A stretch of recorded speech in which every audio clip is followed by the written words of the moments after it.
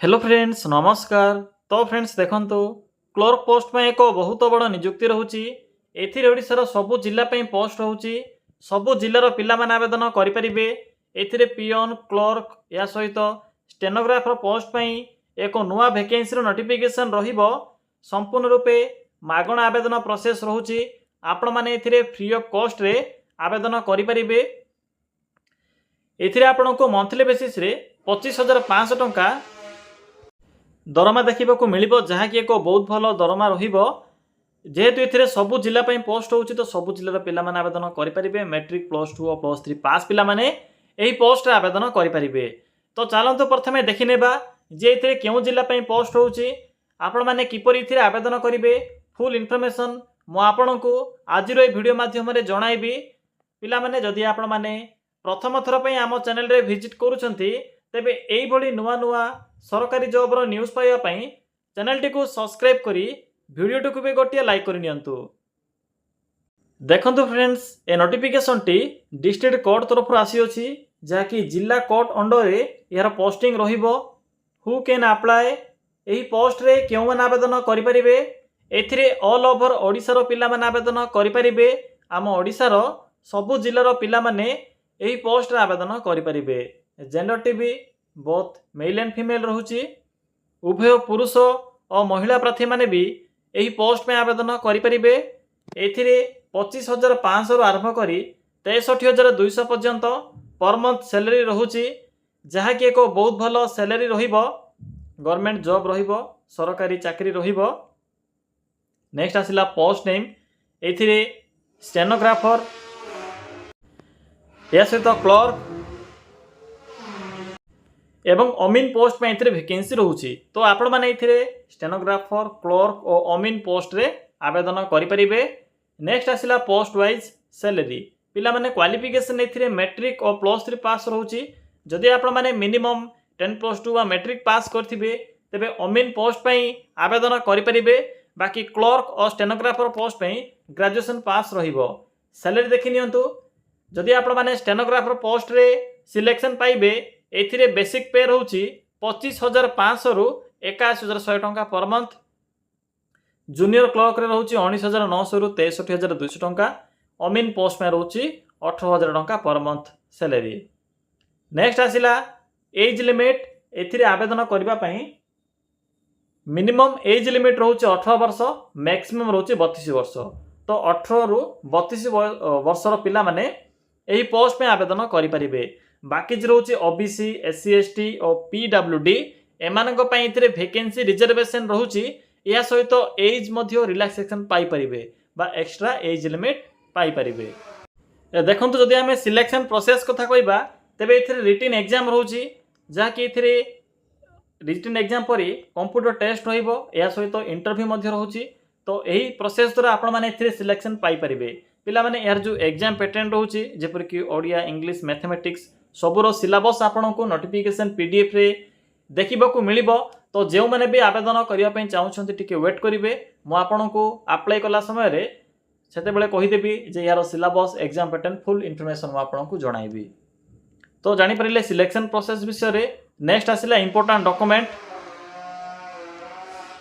पिला माने देखंतु जेहेतु यह एक ऑफलाइन फॉर्म तेणु आवेदन कला समय रे जहाँ भी एथिरे सब डॉक्यूमेंट गुडी को मेंशन अछि सबू डॉक्यूमेंट रो जेरॉक्स फॉर्मेट आवश्यक पड़िबो।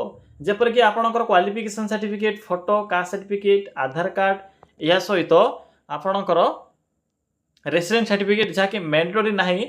जदि आपण माने अटैच करबा पई चाहउछथि तो अटैच करि परिबे। तो एही सब मिनिमम डॉक्यूमेंट गुडी को आवश्यक पड़िबो। नेक्स्ट आसिला एप्लिकेशन मोड। एथिरे ऑफलाइन मोड रहउची। आपण माने स्पीड पोस्ट किबा रजिस्टर पोस्ट माध्यम रे आवेदन करि परिबे। डेट भी स्टार्ट होई सारी ऑलरेडी। तो चलंतु एबे आलोचना करिबा जे आपण माने किपर एथिरे आवेदन करिवे। एथिरे आवेदन करिवार कंप्लीट इनफॉरमेशन मु आपण केबे कहिबी। पिला माने आपण माने एथिरे किपर आवेदन करिवे। देखंतु आवेदन करिवा पई सिंपली निज मोबाइल फोन रे थिबा गूगल टी को ओपन करिवे। ओपन कला परे सर्च करि नेबे। कोन सर्च करिवे लिखिबे ओडिशा, देन स्पेस ते लिखिबे जीओवीटी जॉब, देन लिखिबे .in। पिला माने देखि परिले जेठारे कोन मु टाइप कली सिंपली एई भली टाइप करिवे। या परे सर्च ऑप्शन पर क्लिक करिवे। क्लिक कलापर आपन को प्रथम पेज रे ही ओडिशा जीओबीटी जॉब रो साइट टी सो हेबो सिंपली साइड रो लिंक ऊपर क्लिक करंतु पिला माने क्लिक कलापर एई भले को इंटरफेस टी सो हेबो आपन को एठरे डिफरेंट टाइप रो कैटेगरी अनुसार जॉब रो ऑप्शन गुडी को देखिबा को मिलिबो एठरे को ऑप्शन अछि मैट्रिक पास जॉब सिंपली एठरे क्लिक करि नियंतु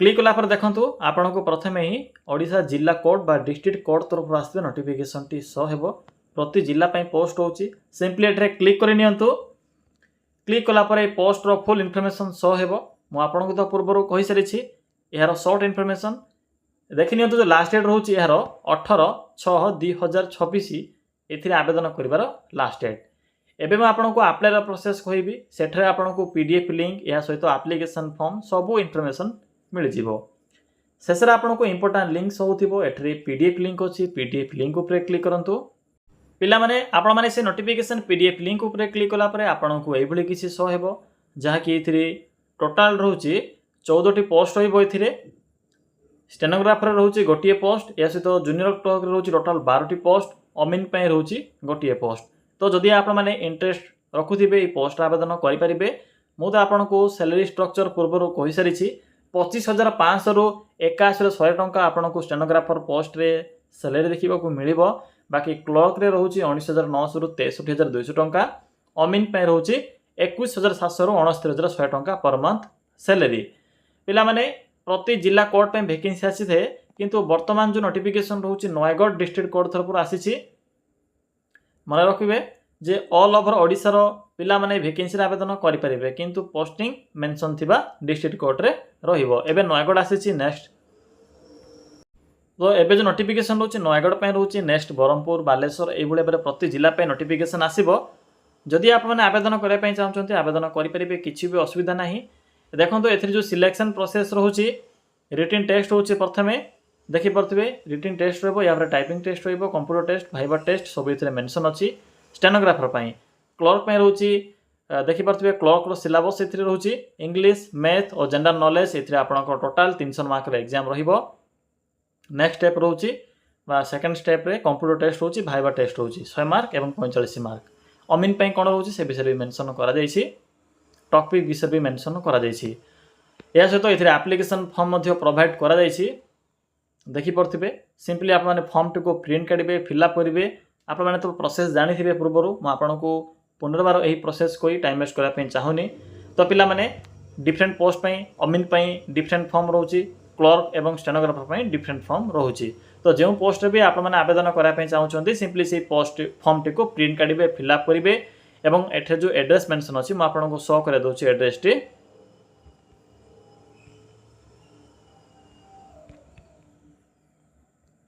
देखंतु पिला माने 5 नंबर सोपान रे मेंशन अछि ए एड्रेस रे आपण माने 18/6/2026 पूर्व फॉर्म टी को स्पीड पोस्ट कि रजिस्टर पोस्ट माध्यम रे पठाइबे तो पिला माने एहा थिला कंप्लीट इन्फॉर्मेशन आपण को जदी किछि भी डाउट लागुथिबो तबे कमेंट सेक्शन कमेंट करी जणाई परिबे।